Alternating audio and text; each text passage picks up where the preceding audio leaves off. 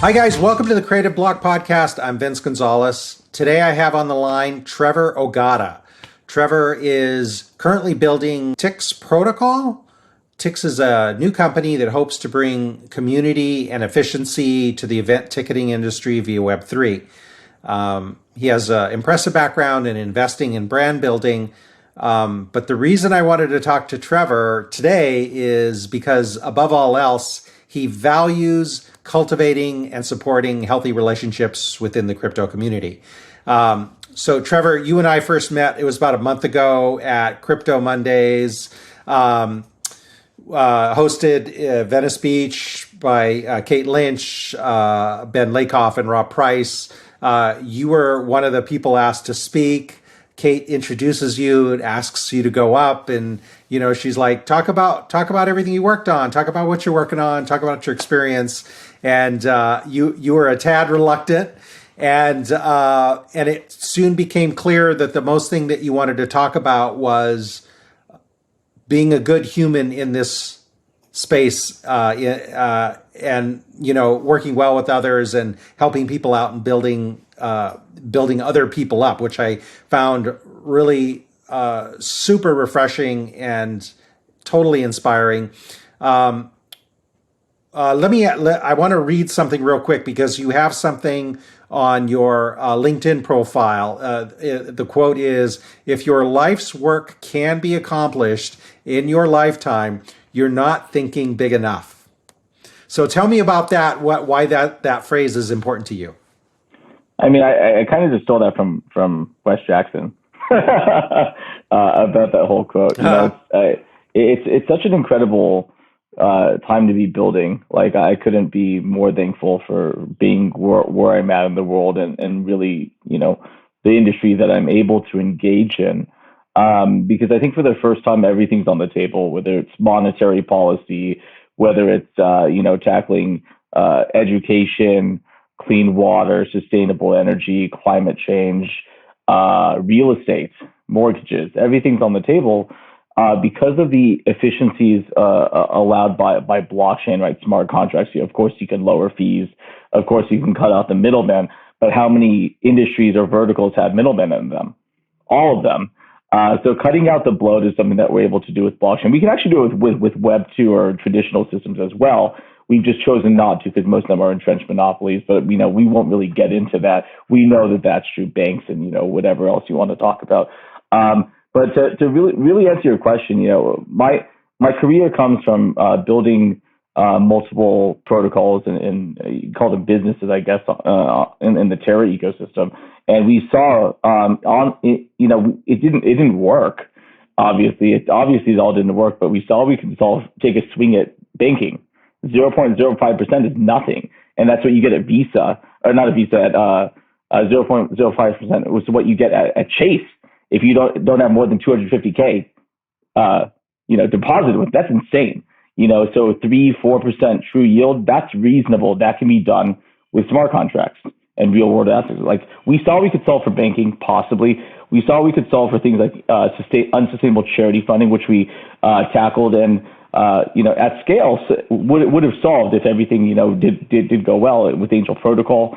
And then there's so many other things that we can do now. You have people tackling like bringing carbon credits on chain. You have people tackling things like mortgages and real estate. You have people tackling creating new kinds of money or more efficient kinds of monetary systems, new governance systems. Like, all these things are on the table right now. And I actually thought about when Terra exploded into a million pieces, I thought about leaving the industry. And a lot of people left, some people stayed, people are kind of triaging and picking up the pieces. And I did consider going back to my old industry, which is I was part of a startup that brought to market in the electronic health record system that was geared towards the underserved market. So that's what we built, deployed, really successful already. And I left that to join Web3. Could I go back? Was the question I asked myself to traditional tech or finance, whatever it is. And I felt like it would be irresponsible to go back. And I don't expect everybody to have this kind of conviction. Like, you got to be crazy or stupid to be trying to do all these revolutionary things and to be shifting our trajectory in technology or a race, right? But I saw we came really close. I saw that we came really close. to a couple of different things that are just completely game changing. And I'm like, we could probably do one of these in my lifetime. We could tackle like clean water or sustainable energy or even banking. I think we could do maybe in my lifetime.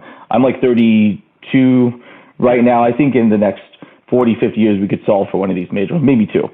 And then I heard that Wes Jackson quote, and I said, you know what? He's right. It's not about me. It's not. The message I got is it's not about me. And I'm a pretty altruistic person. I've been called pathologically altruistic, which is a new term that I learned.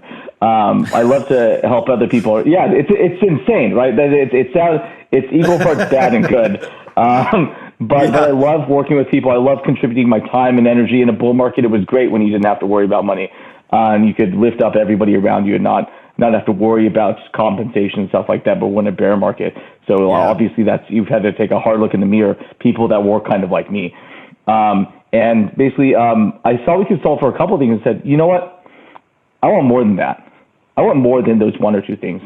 How do we get to all of them? How do we fix all these?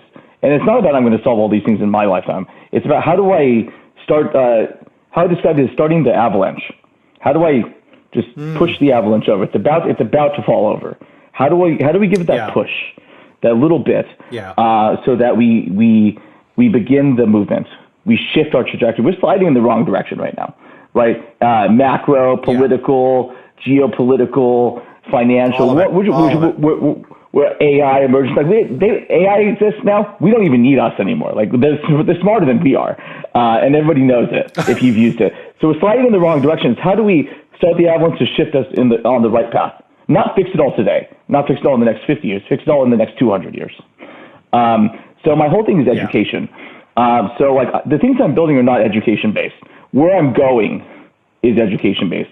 Sure, we're building an entertainment-focused blockchain with a ticketing platform. Sure, we're going to try to tackle and build the future of money. Sure, we're going to do X, Y, and Z in a number of different verticals. Sure, we're going to do all those things. But like the end goal is to eventually roll all this stuff up and to tackle education.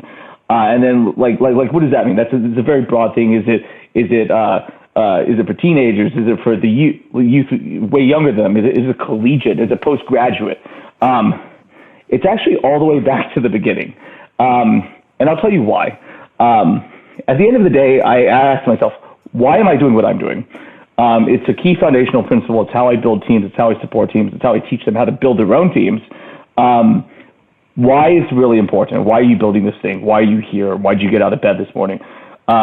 Except for this why, when I looked at it, it was why am I here? How did I get here? It's because I was passionate about something. But I wasn't passionate about blockchain. I was in Bitcoin in 2013, and that was just we didn't see it as anything. It was just like a thing to do stuff, right? That you can do stuff with that you can't do with ordinary money. And then you were that crazy person, 2015, 2016, the crazy person. Oh, Bitcoin. People are like, you're crazy. It's never going to be anything. All of a sudden, it is something. You have the ICO boom, and we're off to the races, right? So realistically, like it was never really going to be anything. But like I kind of stumbled into this industry as a builder. And like I felt like I'd been like wafting through life. You know, I was in ballistics. I did education. I graduated and was in physical therapy. I was in mechanical engineering. You know, I've done a lot of different things. I was in medical technology. That like all these, I was actually good at all these things and successful in all these things. It didn't feel right. I was kind of wafting through life, and then I entered into the blockchain industry a little bit by chance. And I won't really get into that story because it's a long one. But I felt like I was able to start, instead of like wafting, I was kind of like walking. Then I was jogging, then I was running, and then I felt like I was sprinting. And I just never stopped sprinting. And I can really attribute that to what I'll call the why and the passion. The reason why we're able to build so fast and so effectively, and why I feel like we experience time at 10x speed and we build at 10x speed, is because there's no bloat. There's no weight on these teams. If you worked in a traditional company, you have that person that treats it like a job. They're there for a paycheck. At 5 o'clock, they stop answering text messages or Slack messages, whatever it is. But that's fine. There's nothing wrong with that. The thing is that person isn't a builder. They're a cog in the machine. So I'm finally able to be around all these people that are really as smart or way smarter than me, which is fantastic. And I will float. I remember the day I felt like I was venting. I floated an idea, a problem that we had, and before I had even we had even finished the call, somebody in the call that was part of the team was listening, and at the end of the call, they're like, "Oh, I fixed it already. Here it is." And it was a design on like Figma or something that we hadn't designed yet, and it was done by the time I was done with the call, and it was a short call. And I said, these are the people I don't want to be working with. And from that moment forward, I'm like, these are my people. That's insane. There is no, like, in a true team in this industry, these people are giving blood, sweat, and tears. Everybody's jazzed. You're stoked to go to work. And my question was, how do we get there? How do we create more people like you, Vince? You're passionate about what you do. You're highly engaged. You're excited. I can see it on your face. You're excited about this. I talk to you all the time. You're excited about this. Yeah. How do we get people jazzed about this? It's true. Impassioned about this. How do we create more people like us?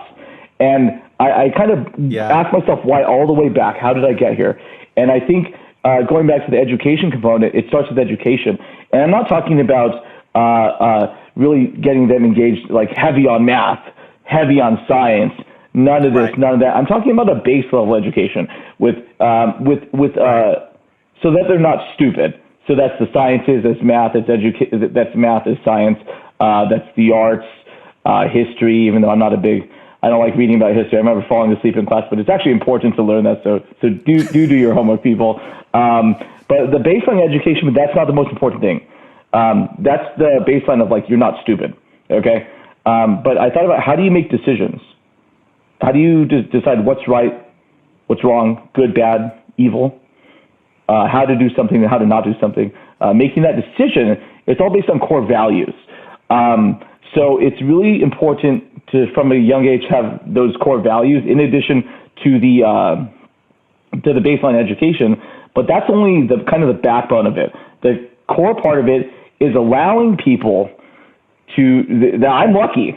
I'm lucky that I had this opportunity to be able to try, go to school physical therapy, try mechanical engineering, go into ballistics professionally, go into education professionally, go into medical tech. Not everybody gets that because not everybody has a support system, right? The reason why people don't take risks is because there's no net to catch them. I'm lucky, and I'm so thankful for my family and friends being there to support me and for me to feel like I can take that risk, right? Otherwise, I wouldn't be here. I'd be working in a restaurant or something. Be 40 years old working in a restaurant, never leaving. And people go, why are you still there? It's because I don't have I don't feel like I can take that risk. I'm lucky I don't have dependents. Right. So it all wraps up into this whole industry. It's a very high risk industry, but we'll kind of get to that. And I want to get back to the education stuff because I love to, I can distract myself because I'm really jazzed about all this stuff, as you know, Vin. All good. The education component is so important because it's how do we create people like me? I got to try different things. So from a young age, baseline education, not stupid, values there, so you're not making the wrong decisions, ideally, right and wrong, blah, blah, blah. And it's important to let the kid from the earliest age that they can try swimming. Love it for a while, hate it, go to drumming. Love drumming for a while, hate it, go back to swimming, immediately hate it, want to go into history or art or whatever it is. Because the thing that we are not doing in schools is we're not really pushing the kids and to try a bunch of different things, and we're not supporting the ones that go, I love art, I hate history, I don't want to take that test, I want to focus on art. We need to enable these kids, even if they end up not wanting to do that thing, enable them out the wazoo, get them engaged. Because a lot of the times, kids don't pay attention because they're bored. When I was a kid, and I was actually just talking to my mother the other day about this because I'm actually up here visiting her on the way to the thing at Stanford I was telling you about. Cool. Because I don't get to see him very often because I don't live in the area. And I was talking to her about how hey, you remember when I was a kid and I was going to you had those parent teacher conferences and and they give you a review your kid's doing really well, he sucks at this, he should do better at that. Mine was always if he only applied himself, if he only applied himself, he'd do really well. Because I was a B student, A- student. But I thought about why that was the case. It was because I was bored. If you keep kids engaged and you get them engaged and you give them something that's interesting to them, they may not have a passion for it. They like working with their hands. They like the little building blocks. KiwiCo is a good company if people are interested in that, where you give kids, they can build like a computer or something, and they can be like 8. And they can see it work. They can do coding. Oh, wow. Ultrasim, and it's fun. Nice. There's cool. These things that you can do to keep kids engaged. That's a wonderful company. Like, it's huge. If you can get them engaged on something that they like, life becomes love and passion, right? Passion and love into something that you have is blood, sweat, and tears, and I don't care how much you pay me. I'm happy if you pay me. I'd do it for free. Yeah. If I didn't need money, I'd do it for free. That's passion. Yeah. So how do you create more people like us, Vince? And it starts with enabling them, because kind of tying back to how do we solve this grandiose vision that I have of solving all these world's problems that I'll never see this. I may see the first and I may never see any of it. That doesn't matter to me because it's not about me. It's about the next generation and the generation after that and that and that. And to start the avalanche, my goal is to have all these successful companies, and we're already well on our way. And at this point, I have an army of people. I've raised an army of people that are surrounding me that would follow and believe the same things that I do. Because, again, it's not about me. It's about this other grand thing that we believe in, whether it's education, whether it's clean water, whether it's decentralized finance, and the thesis that, a decentralized world needs decentralized money, and that needs a decentralized network. Of course it does. We don't want the money printer, right? That governments use. Like, whether it's any of those things, I think education is at the core of creating the people that solve all of these problems. And it starts with enabling them and supporting them. And the hard part about all of this is that's not even the end of it, because education starts at home. It starts with the families. Kids aren't always at school. Most of the time they're with their families, and they're not going to buy into this unless we run pilot programs, unless I'm okay to bribing the families. That's an extreme thing, but I'm okay with giving them financial support and saying, if you do things this way, we'll help you. So having that be revenue positive is going to be a challenge, and I'm open to hearing all the good ideas of all the people in the world. But I think that all of us together right now, you, me, Vince, and all the other people that we know that you've met that I know, we could tackle a couple of these problems. But I must be a greedy mother, you know what? Because I want all of it. Well, I think that's really brilliant, and I'm gonna repeat this in my life now. I like the concept of starting avalanches, because I think that with a lot of problems that happen, things that don't work, things that are going backwards, a lot of people are defeated. We should stop watching the news, because all that tells you is that everything is super, super, super bad and there's no hope. But, I was telling you the last time we were together, I was saying, I wish I met you a year ago, because a year ago I was attracted to this space, reading the headlines, learning, but I did not feel like I was part of the community. I was outside just watching. And it took me a while to get to the point where I actually do feel like I'm a participant. But that was a lot of time spent. And to the hat tip to the community, there's always been, from day one, a welcoming vibe and just total transparency. And it's really fantastic, and what brought me in faster. So, to you, you've been grateful with me with tons of information and connection, and I'm very grateful to that. And, I walk around hopefully repeating it, so it's pretty amazing to watch this unfold. Yeah, I'm glad. I wish I met you eight months earlier, or however long it was earlier. There's a lot of people in your situation that feel like there's a mental block, right? Yeah. It's like, I can't do it. Yeah. I'm not a dev. I'd love to join the Web3 team. Right. How often do you get, like, when you're in the industry, like, how often do you get asked, like, I'd love a job in Web3? Yeah. And this is a good segue, because... But, then you have to ask... Yeah, you were saying at one point, I remember the first time we met, and after you spoke, there were several people that came up to you privately and were like, but what if I want to get a job in this space and I'm not a coder or dev or a mathematician? Super intimidating. The gal we met last week or Monday was a double advanced math major at Stanford. I mean, she was 24? I mean, you hear about these people. It's super intimidating. Yeah, Kiara. Yeah, that was amazing. And but it's really about everybody brings value, and that's really what I'm seeing now, which was really fantastic. Yeah, Kiara, she's great. Theoretical math major, like that. Immediate, like I'm like, crazy, whoa, like in 3 years, not 4. I know 3. it's insane. Jesus. Yeah, double major. Yeah, insane. Yeah. I don't even know what to say about that.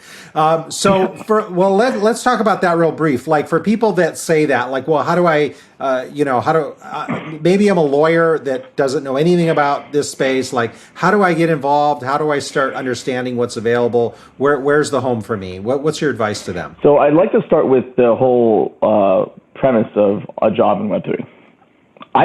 People ask me for a job. I'm like, there are no jobs in Web3. If you want a job, go get a job. Realistically, the industry could be gone tomorrow. It's not going to be. I won't let it in. The other people that are way smarter than me won't let it either. It won't be gone tomorrow. But I'm just trying to kind of have people understand the risk that's associated with it. Because even getting into that, when I look at if somebody should join one of my teams or I recommend them for one of my teams, the question is, why are you here? I don't care about your resume, generally speaking, unless you're a dev and that's technical, that's fine. I generally do not care about your resume because it doesn't really matter to me. Because the why are you here is the most important thing, because realistically you're a dev, you're making 150, 200K a year, Web 2, you're safe. You got stock options, you're vesting, you have equity, whatever. You know that job's going to be there and you're fine with that, right? So why are you going to take a haircut on your salary to come and join one of our teams to take tokens or equity that you should know will never be worth anything? Because the odds of a startup failing, extremely high. The odds of a Web3 startup is almost guaranteed. like it's not, but like it's way higher risk. You have a family and you have kids. Why are we talking right now? Explain that to me. If you can't explain that to me, then we're done. So that's the first thing that I want people to understand. I can get into the others. The other stuff is just extra. But if you ask me, this is what I'm looking for from somebody that somebody that wants to join a team. I don't care if you're an executive of a large bank or an executive of a large Fortune 500, because those people I've talked to and have asked for jobs, and I say I have no use for you. I'd rather take an intern that will give blood, sweat, and tears, that has honesty, integrity, and will work so hard than the executive person that's entrenched in their ways, that believes that they're the senior person in the room. I will take the intern because they are better than the other guy in my industry, in our industry. And in terms of joining a team, think about. I want to give some context and some overview to this in terms of understanding why I'm saying these things, because it's very important in terms of methodology. What percentage of a team are developers, highly technical, needs years of training, language training, boot camps, cohorts? What percentage of what percentage of a business is that? And it's less than half. It's less than half. What else do you need? You need finance. You need ops. You need social media. Oh, social media. That's alive today, what percentage of people understand social media or have used it? Like 100%, 90%, Yeah. Moderators. Yeah. Everything needs moderators. Discord moderators, answering questions. Who knows how to answer a question? Everybody. Yeah. Right? So you have things like moderators, social media, business development, sales. Sales has been around since the dawn of time. Finance, ops, process, CEO, like all this stuff. It's been around marketing. It's every industry has this. So you have to ask yourself, critical structure. When you're thinking about joining, exactly. When you're thinking about a Web3 company, you're thinking about an application. You're talking about like an abstract, anonymous, dog, cat, and sandwich run industry. That's not true though. There's business structures. There's lawyers. There's senior executives. There's juniors. There's interns. There's the whole thing is there of a regular business. And then you have to ask yourself, what percentage are developers? And do you fit into this puzzle? Not the developers maybe, but like the other side of things, right? So in terms of how to join, I've built teams and continue to build teams. And when I say build teams, I teach executives and hiring managers how to build their teams. Sometimes I come in and I do it for them. If I really like you, I'll come and help you directly. just because it's a time bandwidth kind of thing, right? And Sure. when people ask me how to join a team, they're like, "Oh, I want to be I want to be a marketing person for this team." I'm like, "You don't even know if you like that team, you know?" So here's the methodology. Yeah. This is how, in a bull market, you could join a team in like a week this way. In a bear market, maybe 3 months, but I guarantee you can get into one of these teams if you try hard enough and you're willing to put in the work. You're honest, you have integrity, you'll work hard. Screw your resume. Doesn't matter if you're an intern, college grad. Doesn't matter if you're 50 years old. You can do this. Okay? So you look around, you find projects that you like. If you're into privacy, let's say you're in Cosmos, you go and look at Secret Network. If you like liquidity, you go to Osmosis. If you want degenerate stuff, you go to some LP stacking, towering, ohm forking, rebasing, whatever, right? You chase the percentages, go to Ethereum or Poly or wherever, right? Figure out what you like. Figure out what you like. And again, remember, as a kid, you like things. You're trying this, you're trying that, you're trying swimming, you're trying drumming, you hate it, you go to something else. So you apply that same methodology here. You like DeFi, you go to DeFi stuff, right? So make a list. Make a list, depending on bandwidth, make a list of like 3, 5, 10, however much time you have, right? Make a list of them. Don't say, I want to work for that company. You have no idea. They could suck. In fact, many of them do, from a structure and culture. Make a list of them. Join their Discords, join their Telegrams, join every social media thing, join every Twitter space you possibly can. And the methodology, Vince, I told you before, I consider like raising your hand on the potential hiree side of things, and then calling on that person, calling on the raised hand from the project side of things is kind of how I look at it. So how to raise your hand for a project and say, like, I'm here, call on me, I want to join your team, is you get engaged. Join all the things I talked about. Find the white papers, the Git book, the technical documents, just the things they say in the Discord, whatever. And don't tell them like how they're doing everything wrong necessarily, but show that you're engaged. Poke holes in things. We love people poking holes in things. Tell me why we're doing this wrong, but don't. The one thing I hate is people telling me, giving me a problem. I hate problems. I got enough of those. Bring me a problem and a half thought out or fully thought out solution, and you've just made yourself. You've just become what I'll call a possible time multiplier. We want to move fast and we want to move well. We have no time for deadweight. Show me that you can play ball. Is really what we're looking for. If you can demonstrate you have value and that you're committed and you have passion, you'll get hired into one of these teams because that's invaluable. You cannot teach hard work, integrity, and honesty at this level. It's too late. Yeah. You need that at a young age. Yeah. Right? So raise your hand. Yeah. Get engaged. In Twitter spaces, ask some questions. Join the stage. Forget the fact that you're not a dev. It's stupid. It's not necessarily stupid. I think it's like a deep visceral, animal reaction to something that's new. It's an aversion to change, maybe, or it's an aversion to whatever. Right, I don't know. Right. Something in the realm of human psychology says that that's challenging and you can't do it.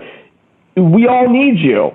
Every team, like how fast could you be volunteer to be a moderator? I'll take you through the progression. You like it. You like the project. You get engaged. You're a moderator. So fast you can do it. Just volunteer. You're not getting paid. Now you're the head of moderators, or you're the head of translation, or you're writing Medium articles. You're probably not getting paid. Maybe you're getting paid on a per thing basis. That's fine. Negotiate it, whatever. All of that. You're at the bottom level. I don't care if you're a CEO of a Fortune 500, maybe not that high, but I don't care if you're like a senior person at your current company. You're just dabbling. You're just having fun. You're trying to get engaged. Do I want to make the jump? That's another one. Do I want to make the jump? High risk, right? Get engaged. See if you can do it. You're a moderator, head of moderators, social media. Guess what? We all need to go to conferences around the world. It's probably coming to your neighborhood. Now they need people on the ground. They go, oh, Vince is in town. We're doing that thing in wherever it is. LA Tech Week's happening. Vince lives in LA.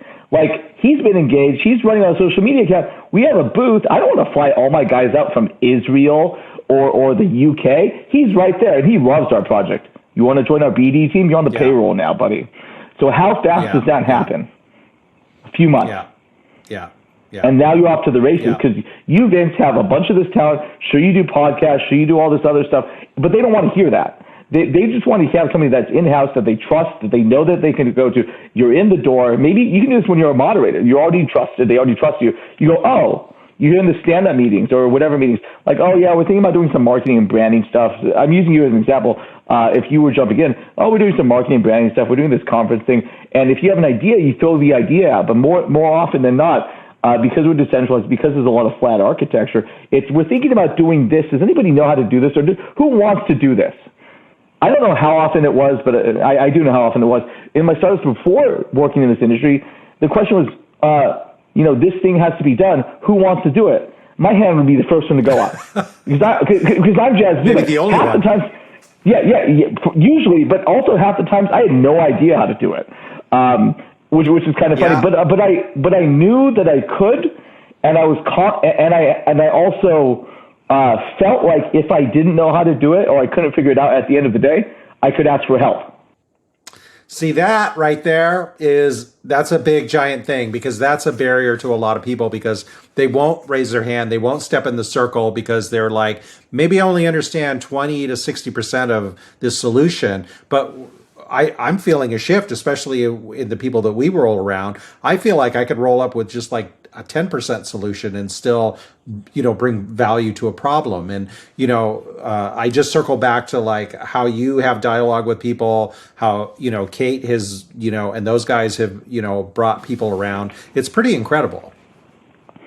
It just takes a little bit to tip the iceberg or to tip the avalanche. Yeah. It's in the grand scheme of things. Yeah. The avalanche, it takes a little bit globally. It starts with individuals.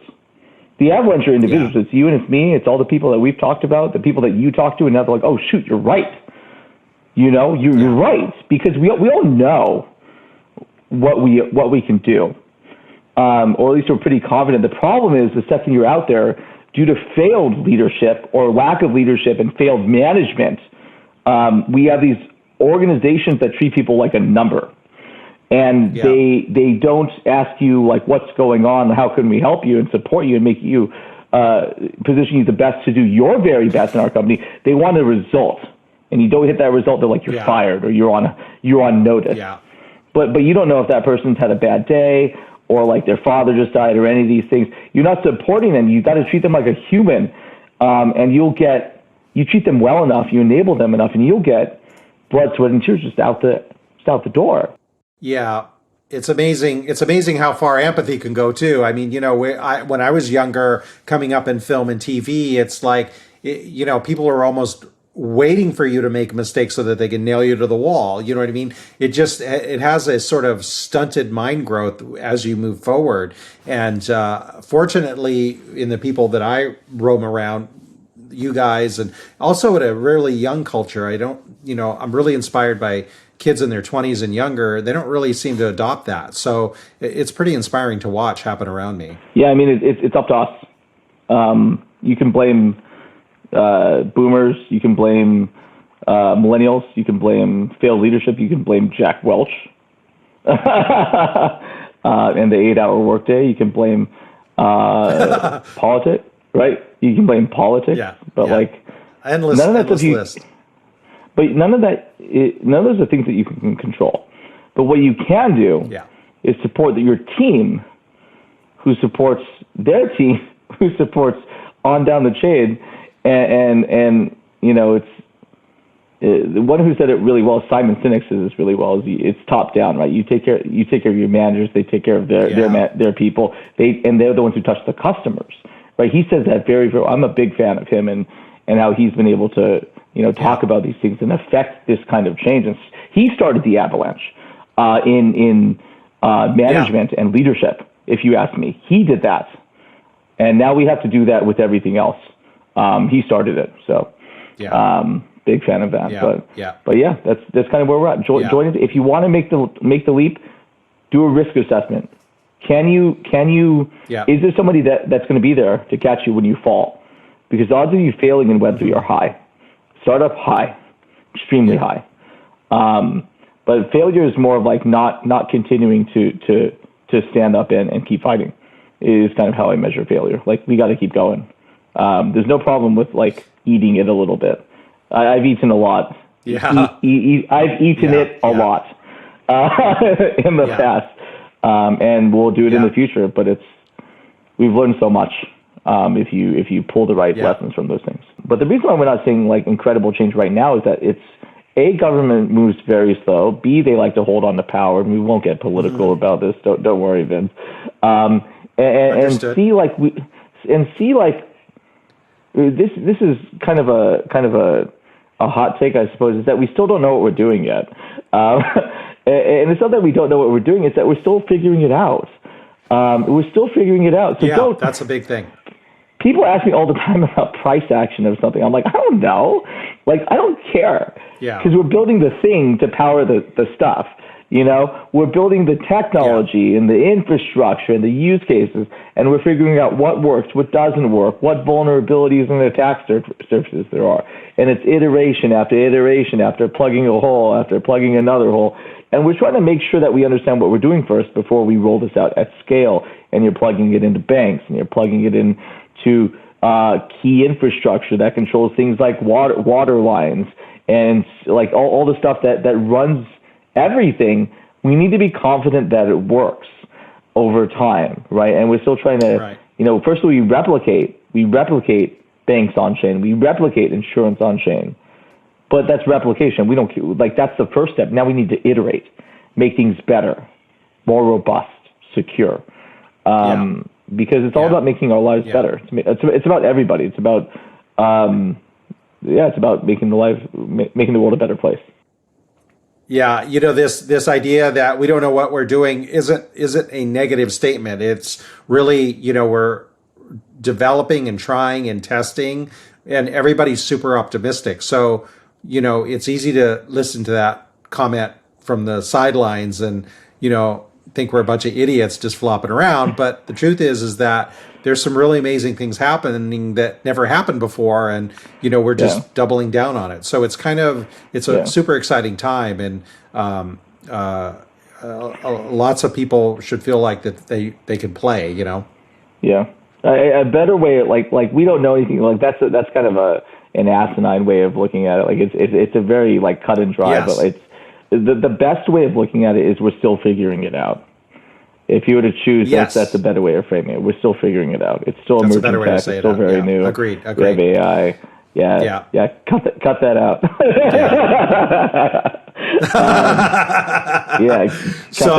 No, it's important to say. So